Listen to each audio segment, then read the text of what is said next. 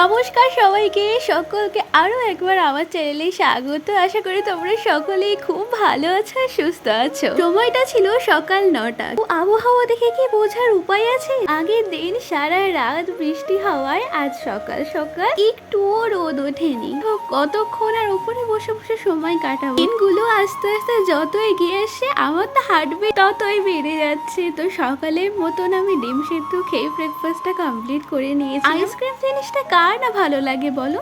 আর মায়ের কাছে যে আইসক্রিমটা দেখছো না, এটা আনা হয়েছিল সেই আমার জন্মদিনের সময়। আমি কিন্তু পছন্দ করে নিয়েছিলাম, কিন্তু দেখো এখন আমি খেতে চাইছি না। একদমই ভালো ছিল না, ভীষণ খারাপ একটা টেস্ট, যেই কারণে আমি আর খেতে চাইছিলাম না। টেস্টটা যদি ভালো হতো তাহলে এতদিন ওটা আর থাকতো। দুপুরে না ঘুমিয়ে ঘুমিয়ে এমনই একটা বাজে অভ্যাস হয়ে গেছে, দুপুরে যতই শুয়ে থাকি না কেন কিছুতেই ঘুম আসে না। তাই ভাবলাম না একটু ছাদ থেকে ঘুরে যাই, বেশ ভালো লাগে। আমি চুল ছেড়ে ভর দুপুরবেলায় ছাদে এসে অবাধ বিচরণ করছিলাম, তখনই মনে পড়লো যে মা বলেছিল আমাকে চুল ছেড়ে দুপুরে ছাদে যেতে নেই। কথায় আছে না, কাজের সময় কোনো কিছু তুমি খুঁজে পাবে না। একদমই ঠিক। কলেজ থেকে নোটিশ এসেছে সমস্ত গাইডলাইন্স মেনে আগামী 2 তারিখে আমাদের ডকুমেন্টস ভেরিফিকেশন হবে, আর অবশ্যই সেদিনকে আমাদের সকলকে ফিজিক্যালি অ্যাটেন্ড থাকতে হবে। এই কারণে সমস্ত ডকুমেন্টস গুলো নিয়ে আমি বসে পড়েছি, যেহেতু আজকের মধ্যেই সমস্ত কিছু আমাকে জেরক্স করে নিয়ে যেতে হবে, কারণ হাতে এখন সময় অনেক কম। এই চাপে চাপে তো আমি একেবারে চিড়ে চ্যাপটা হয়ে যাচ্ছে। একই এক্সামের টেনশন, তারই বড় সড়ো ঝামেলাটা এরই মধ্যে পড়তে হলো। কি জ্বালা বলো তো।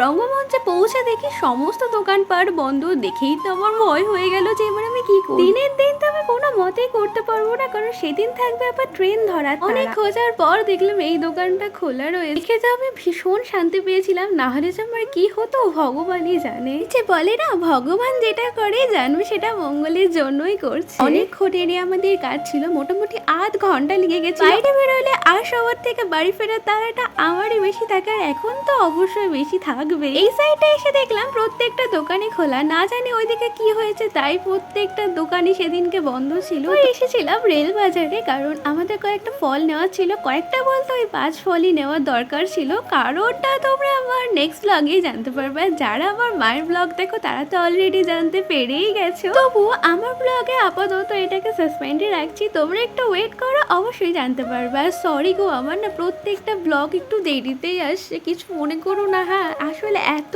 চাপে আমি রয়েছি, আমি যে কি করে ভিডিও করি, এডিট করি, ভয়েস দিই সে শুধু আমিই জানি। আশা করছি আগস্টের ফার্স্ট উইকের পর একটু হালকা হতে পারবো। 5 রকমের ফলের মধ্যে ছিল শসা, কলা, আপেল, লেবু আর পেয়ারা। মা এবার একা হাতে কত কাজ করবে বলো। দেখলাম অনেকগুলো বোতল খালি হয়ে পড়ে আছে, তাই ভাবলাম একটু জলটা ভরে নি। আর আজকে জানো তো আসার সময় দেখি বাবা আবার চিংড়ির চপ কিনে আমাদের জন্য ওয়েট করছিল বাজারে। সন্ধ্যাবেলায় জমিয়ে চপ মুড়ি খাওয়া হলো, তারপরে আবার এই ডকুমেন্টস গুলো নিয়ে বসেছিলাম। চরম একটা ভুল হয়ে গেছিল। আমি 2022-তে মাধ্যমিক দিয়েছিলাম, তো মাধ্যমিকের মার্কশিটটা পাওয়ার পরে ওটাকে আমি আবার বেশি পাকামো করে দিনে গিয়ে ল্যামিনেশন করে নিয়ে এসেছিলাম। এখন তো হারে হারে আমি বুঝছি সেটার পেছনে স্ট্যাম্প মারবে, তো সেই কারণেই আবার ল্যামিনেশনটা কাটতে হয়েছিল। আর আমার যা ভয় লাগছে, আর এই সমস্ত ডেঞ্জারাস কাজগুলো তো আমি কোনো সময় নিজে হাতে করি না, কারণ আমার ভীষণ ভয় লাগে দেখা গেল আমার হাতে ছিঁড়ে গেল, ব্যাস হয়ে গেল। নিজেকে তো আর কখনো ক্ষমা করতে পারবোই না, আর হাজারো কেঁদে কেটেও জিনিসটাকে আগের অবস্থায় ফিরিয়ে নিয়ে আসতে পারবো না। এই কারণে বাবা সেফ সাইডে থাকাই ভালো। শেষ পর্যন্ত এই কঠিন কাজটা মাই করে দিয়েছিল।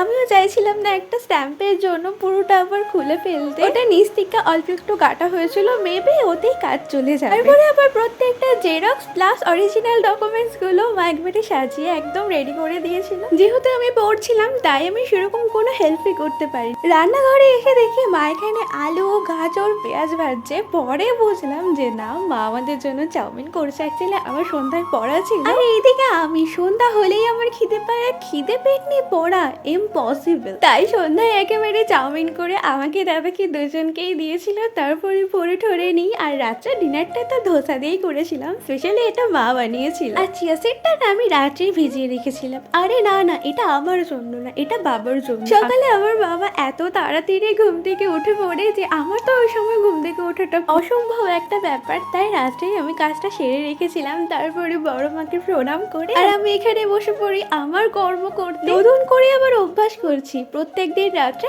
1 কাপ করে দুধ খাওয়া। আজ তবে আসি, দেখা হবে অন্য কোনো ব্লগে। ততক্ষণ তোমরা সকলেই ভালো থাকবে, সুস্থ থাকবে, সকলেই পাশে থেকো। টাটা।